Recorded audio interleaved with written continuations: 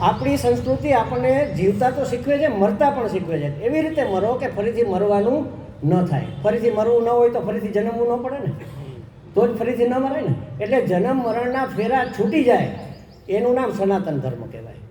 અમને અમારા સત્સંગ ચાલતા હતા ને, અમારા એક ભાઈ છે, બહુ સુખી કુટુંબ, અને આમ કહે ને કે 4 આંગળા 5 આંગળા ઘીમાં આવ્યા.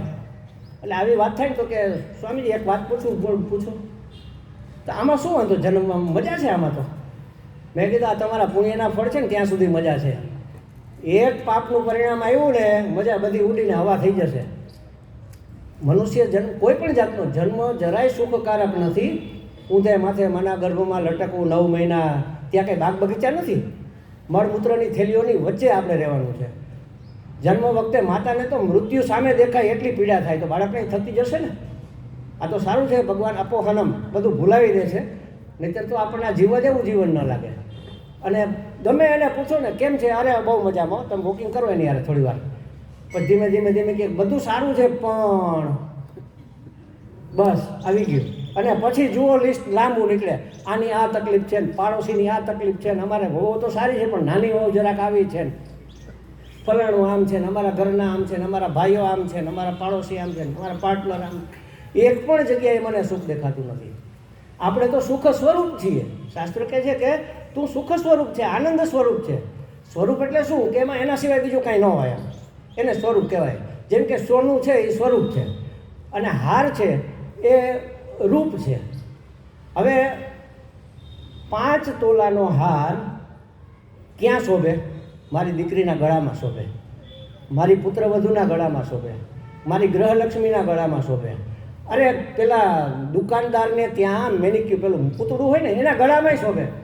એમાં તો ઠીક, પેલા બોક્સમાં મારી તિજોરીમાંય શોભે 5 તોલાનો હાર. પણ 10 તોલાની લગડીમાં કાણું પાડીને ગળે લટકાવીને ફરીએ તો શોભે? કેમ ન શોભે? આ 5 તોલા છે એના કરતાં ડબલ છે. આ 5 તોલાની કિંમત છે એના કરતાં આની કિંમત ડબલ છે. આની ટકેબિલિટી, આ જેટલો ટકશે હાર એના કરતાં આ તો કાયમી ટકવાનો હાર, તો કાલે તૂટી પણ જાય તોય કેમ ન શોભે? કારણ કે એને ઘાટ મળ્યો નથી. આપણા પરિવારને, આપણા બાળકોનો જો ઘાટ ઘડવામાં નહીં આવે તો ગમે તેવા હશે તો શોભશે નહીં. લાખો કરોડો રૂપિયા દઈને જશો ને આમ હવા થઈ જશે, વાર નહીં લાગે જરાય. એટલે સાચી વસ્તુ એ છે કે આપણી સેહત સુધારીએ, આપણા બાળકોને સુધારીએ, આપણા સમાજને સુધારીએ, આપણા રાષ્ટ્રને બધાને સુધારવા છે મારે. પણ કોઈ સુધરતું નથી સ્વામીજી. પણ તું સુધરી જા ને ભાઈ, હું સુધરી જાઉં આવું બધા વિચારે તો કોણ બાકી રહે? સમાજ આ રીતે સુધરે. એક ભાઈએ કીધું કે સ્વામીજી હું બધાને બહુ પ્રેમ કરું છું, મને કોઈ પ્રેમ આપતું નથી. મેં કીધું બેટા નહીં આપે કોઈ, કારણ કે પ્રેમ આપવાની વસ્તુ, લેવાની વસ્તુ જ નથી, આપવાની વસ્તુ છે. પ્રેમ પ્રાપ્ત કરવાની વસ્તુ જ નથી, આપવાની વસ્તુ. તમે આપવા માંડો ને, વેચવા માંડો. વ્યય કૃતે વર્ધતે એવ નિત્યમ. જેમ વિદ્યા માટે કહેવાય છે ને, વિદ્યા ધનમ પરમ ધન, એવી રીતે આ પ્રેમ પણ જેમ વાપરશો એમ વધશે. બધાને પ્રેમ કરો ને, પશુને, પક્ષીને. મેં તો કેટલા હમણાં વિડીયો જોયા, પેલી કાબર ને પેલા ખિસકોલા ને આમ ખોળામાં આવીને રમતા હોય, બોલો. અને આપણાથી તો માણસો છેટા ભાગે છે. પશુ પક્ષી તો ઠીક, શું કામે ખબર છે? અહીંયા હિંસાનો ભાવ છે એટલા માટે. અહિંસા પરમો ધર્મ. તમે સાંભળ્યું ક્યારેક કોઈ ઋષિ મુનિ જંગલમાં તપ કરતા હોય અને કોઈ વાઘ એને મારીને ખાઈ ગયું? પહેલાંના જમાનામાં તો જંગલો જ હતા અને ઋષિ મુનિઓ ત્યાં ગુફામાં જઈને તપ કરતા. એના આશ્રમમાં સિંહ ને બકરી ભેગા આવીને બેઠા હોય, એનો સ્વભાવ બદલી જાય. શું કામે? અહીંયાથી જો બદલે ને, ભાવ બદલે ને તો પ્રભાવ બદલી જાય. આપણે માત્ર ભાવ બદલવાની જરૂર છે, પ્રભાવ એની મેળાએ બદલશે. પહેલાં અહીંથી તો બદલો, અહીંથી આપણે બદલીએ. આનું નામ ધર્મ છે, આનું નામ સંસ્કૃતિ છે. આપણો સનાતન ધર્મ આપણને આ શીખવે છે, આપણી હિન્દુ સંસ્કૃતિ આપણને આ શીખવે છે. સમરસતાનો અર્થ જ એ છે, ખાલી મનુષ્ય માટે નહીં, પશુ પક્ષી તમામ જીવ જંતુઓ માટે. અમારે એક મિત્ર અહીંયા હજી હયાત છે, રાજકોટમાં જ છે, અને મિસ્ત્રી છે. એના ફાધર અંતિમ, એટલે ટૂંકમાં થઈ ગયું, છોકરાઓએ ધંધો સંભાળી લીધો છે, એટલે એ કે મારે હવે નિવૃત્ત થઈ જવું છે. આપણે બધા ધોરા છાપરા થઈ ગયા છે, આમાંથી કેટલા નિવૃત્ત છે? નિવૃત્ત એટલે કશું જ ન કરતા હોય એનું નામ નિવૃત્ત. સમાજ સેવા કરતા હોય, બરાબર છે, સેવા કરીએ, સલાહ આપીએ, ફળી ન કરીએ, આવા નિવૃત્ત આપણે ભાગ્યે જઈશું. એ દાદાએ મેળી ઉપર જઈને એક નાની ઝૂંપડી બનાવીને ત્યાં રહેવા માંડ્યા અને પેલું યોગ વશિષ્ઠ રામાયણ એનું અધ્યયન ચાલુ કર્યું. એક વખત એની સ્થિતિ એવી હતી કે વાંચતા વાંચતા થાકે એટલે ચશ્માની યારે વાત કરે કે ભાઈ તે મને બહુ મદદ કરી, હવે તું થોડો આરામ કર, હું થોડો આરામ કરું. આરામ કરીને ઉઠે એટલે ઓશિકા ઉપર હાથ ફેરવે કે ભાઈ તે મારા આ 10 કિલોનું વજન કલાક સુધી સહન કર્યો, માફ કરજે. એમાં પણ એને સજીવતા દેખાતી હતી. આપણને તો પશુ પક્ષીમાં તો નથી દેખાતી, મનુષ્યમાં નથી દેખાતી. ક્યારે આપણે આ બધું પાર કરી શકીશું? તમે વિચાર તો કરો. સ્વામીજી અમે હવે થોડોક સમય આટલું આ પતી જાય ને પછી તમે કહો છો એમ જ કરવાના છીએ. એક ક્ષણ પછીની ખબર નથી હો આપણને. આપણને એમ લાગે કે આપણે આ બહેનોને લાગે કે અમે તો હજી નાની દીકરીઓ છે, કે આ ભાઈઓને લાગે કે અમે તો હજી નાના છીએ, દાદા કરે તો બરાબર છે, અમે પછી કરશું. પછીની કોને ખબર છે? આ કોરોના એવું ટપોટપ બધા જતા રહ્યા કે નહીં? એમાંથી આપણને ભગવાને બચાવ્યા છે, પાછા વાળીને મોકલા છે. શું કામ મોકલા છે ખબર છે? કોરોનાના કહેરમાંથી આપણે શું કામ બચ્યા છીએ? ભગવાને કીધું જા બેટા પૂરું કરીને આવ, અધૂરું મૂકીને ના આવજે. આપણે પૂરું કરવાનું છે. અને છતાં પણ કોરોનામાં આમ હાથ જોડી ગયા હતા કે હે ભગવાન બચાવી લેજે, હે ભગવાન. અને બચ્યા પછી કોઈ સુધર્યું? એના એ ઈમાનદાર, એના એ નાલાયકો આપણે બધાની વાત કરીએ છીએ. આપણે એમાં હું કે તમે એની વાત નથી, કોઈ એકની આમાં વાત જ નથી. આખો ઘાણો જ દાજી ગયો છે ને. આમાં કેની વાત કરીએ? બીજાની ચિંતા છોડીને હું મારી જાતને સુધારું, મારી સંસ્કૃતિને હું વળું. અહીંયા પાંચ પરિવર્તનોની વાત કરે છે આ લોકો, સ્વયંસેવક સંઘવાળા. હિન્દુત્વની વાત કરે છે. કોણ કરે છે? આ લોકો કરે છે ને. આ લોકો કરે, હું નથી એમાં. હંમેશા આપણે આમ કરીએ કે આ લોકો કરશે ને, દીપકભાઈ ને એ લોકો કરશે ને, અમારે આ જોશીભાઈ ની કરે, મનોજભાઈ ને એ લોકો કરશે. તારે ક્યાં જવાનું છે ભાઈ? તું અને તારું મૂકીને આપણું જ્યારે થાય ને ત્યારે સંસ્કૃતિનો ઉદ્ધાર થાય, ત્યારે હિન્દુત્વ શોભી ઉઠે. ત્યાં સુધી આ બધું દીપશે નહીં. એટલે જરાક વિચાર કરવાની જરૂર છે, વિવેક કરવાની જરૂર છે. મનુષ્ય જન્મ વિવેક કરવા માટે મળ્યો છે. અને એ વિવેક આપણે ન કરી શકીએ તો પશુમાં આપણામાં કશો જ ફેર નથી રહેતો. પશુમાંય વિવેક નથી, આપણામાંય નથી, તો પછી આપણામાં પશુમાં શું ફેર? શિંગડા પૂંછડા વગરના મનુષ્ય આપણે પશુ જ છીએ. આપણા પશુત્વને જો નિવારવું હોય તો આપણે વિવેક કરવો પડશે. શેનો વિવેક? શું કરવા જેવું છે, શું કરવા જેવું નથી, શેમાં કલ્યાણ છે, શેમાં કેનું કલ્યાણ? સૌનું. સમજો, મારું એટલે સૌનું. એમાં મારું એકનું કોઈ દિવસ આવે જ નહીં. આપણને પ્રાર્થના કરતા આવડે છે? અમારા બાએ એક વખત પ્રાર્થના કરેલી કે મારા દીકરાને હે ભગવાન 95% માર્ક આપજે. શેના માટે?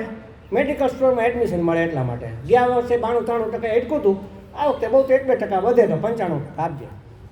ભગવાને સાંભળી લીધી પ્રાર્થના, 95% આપી દીધા, પણ એડમિશન 97% એટકું. આપણને માગતા આવડે છે? આ બાળકોને આવડે? એ શું કે ખબર છે? હે ભગવાન ભલું કરજે. કોનું કરજે, કેવી રીતે કરજે એ તું નક્કી કર.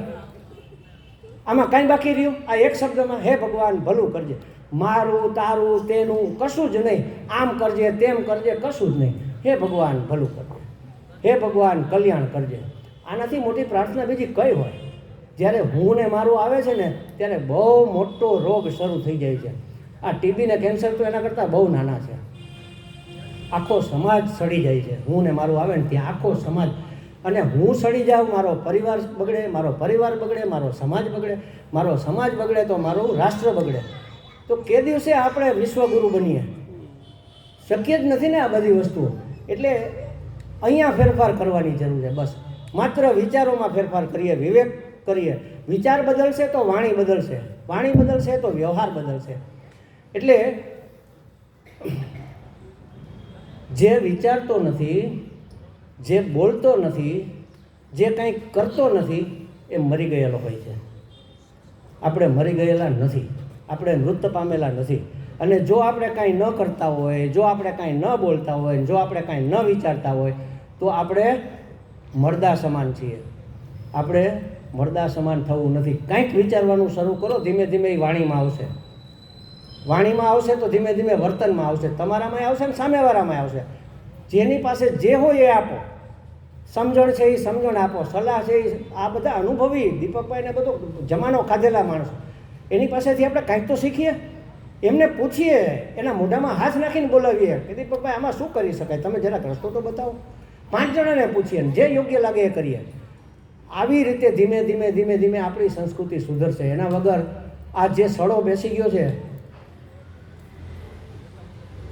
આપણે તો આવું જ આપણને ગમતું હોય છે. એક વાક્ય મારે મોબાઈલમાં આવતું હોય છે કે માના ચરણોમાં સ્વર્ગ છે, માતા પિતામાં સાક્ષાત પરમાત્મા છે, એની સેવા કરો તો મંદિરે જવાની જરૂર નથી. આપણને આવું ગમે ને, કારણ કે આપણી દાનત નથી મંદિરે જવાની. માતા પિતાને ભગવાન માનીએ છીએ, માનતા હોય તો બરાબર છે. આપણે અડધું પકડીએ અને અડધામાંથી છટકીએ. માતા પિતાની સેવા કરો તો સાક્ષાત ભગવાન જ છે. તમે એને ભગવાન સમજો છો? પહેલાં તો ભગવાન સમજીને સેવા કરો છો તો બરાબર છે. અને પણ તોય મંદિરે જવામાં તકલીફ શું છે? આ તો મારે દાંડાઈ કરવી છે, મંદિરે જવું નથી, એટલે મને આ વાક્ય ગમે છે. જોજો આવા વોટ્સએપમાં આવા વાક્યો બહુ ફરતા હોય છે. ખુદા કે ઘર દેર હે અંધેર નહીં. હશે એના ખુદાને ઘેર દેર, મારા ઈશ્વરની ઘેરે દેર પણ નથી ને અંધેરેય નથી. દેર હોય તો ઈશ્વર શેનો? દેર હોય તો ભગવાન શેનો? એને ત્યાં થોડું મોડું થવાનું છે. જ્યારે જે થવાનું છે ત્યારે તે થાય જ છે. જ્યારે જે મળવાનું છે ત્યારે તે મળે જ છે. એ એની યોજના છે અને એની યોજના કલ્યાણકારી છે, બધાનું કલ્યાણ કરવા માટે. અમારા ગુરુજી એવું કહે કે ભગવાન એવો ઠોઠ નિશાળ્યો છે કે એને કરુણા કરવા સિવાય બીજું કાંઈ આવડતું જ નથી.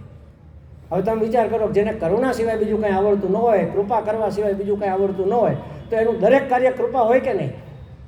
આપણને દેખાતું નથી, એ આપણું અંધારું છે, અહીંનું આપણું અજ્ઞાન છે એટલે નથી દેખાતું. તો થોડોક વિવેક કરીએ અને આ બધાની અંદર આપણે શું કરવો, વિવેક શું વિચાર કરવો, શું વર્તનમાં લાવવું, એ વિવેક હું તમારા ઉપર છોડું છું. હરિ ઓમ.